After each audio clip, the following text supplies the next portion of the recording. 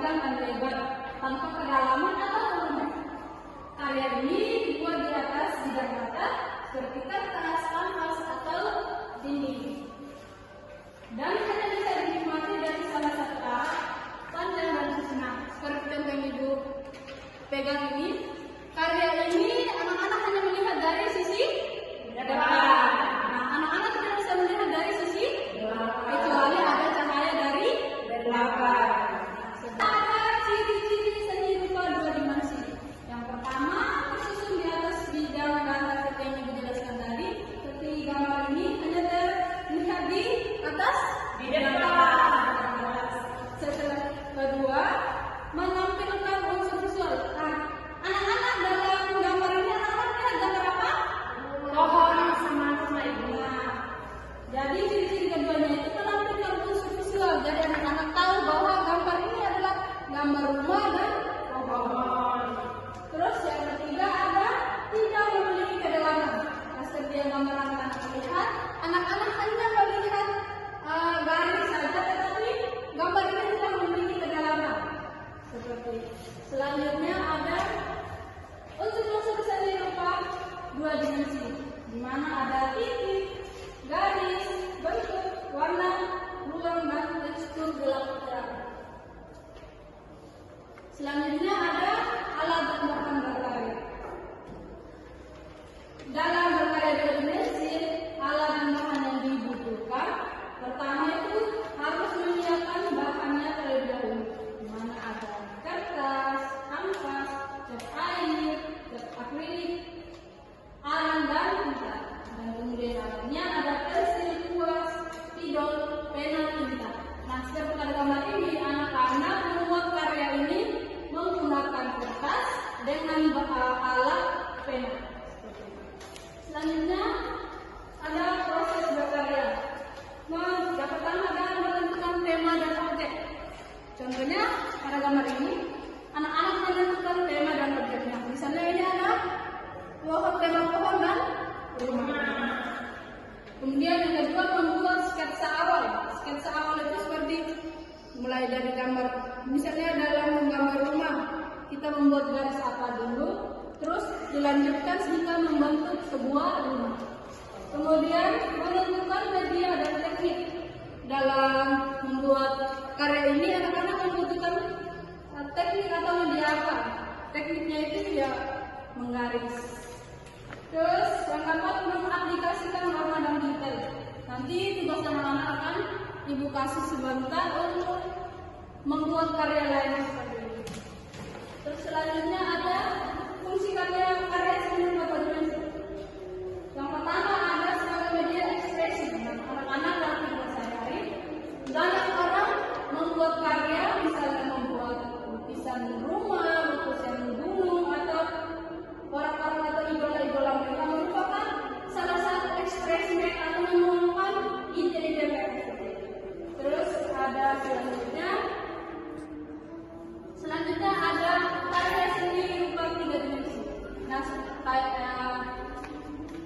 sebaliknya dari karya seni tiga dimensi tadi, karya seni tiga dimensi ini memiliki volume dan dapat diraba dari berbagai sisi. Ciri-cirinya adanya unsur ruang dan yang nyata. Misalnya, ini ada meja. Anak-anak melihatnya dari berbagai sisi. 1, 2, 3, 4. Nah, anak-anak bisa melihatnya dari depan, samping, belakang seperti ini. Selanjutnya jenis-jenis karya seni tiga dimensi. Yang pertama ada karya seni rupa, di mana yang bisa dinikmati keindahannya seperti patung, prestasi seni. Kemudian ada kedua seni rupa apa? Seni yang memiliki fungsi praktis. Contohnya meja, kursi, gedung, seperti itu. Selanjutnya ada unsur dan nilai estetis, di mana ada objek sebagai keindahan yang tampak seperti komposisi, bentuk, warna, serta keindahan. Kemudian ada subjektif, tergantung dari perseptif dan selera individu. Terus ada proses berkarya, sama seperti berkarya secara dua dimensi, cuma bedanya di sini ide dan gagasan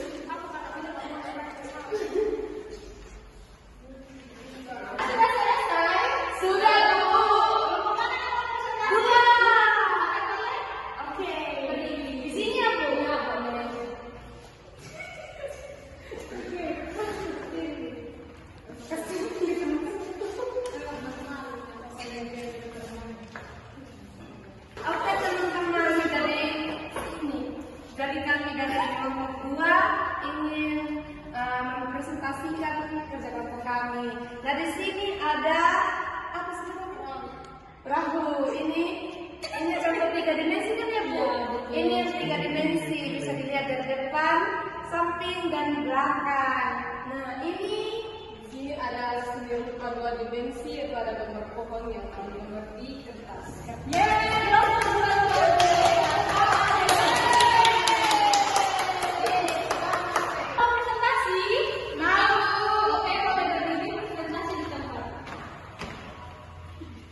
Halo teman-teman, kami dari kelompok 1 ingin berpresentasi.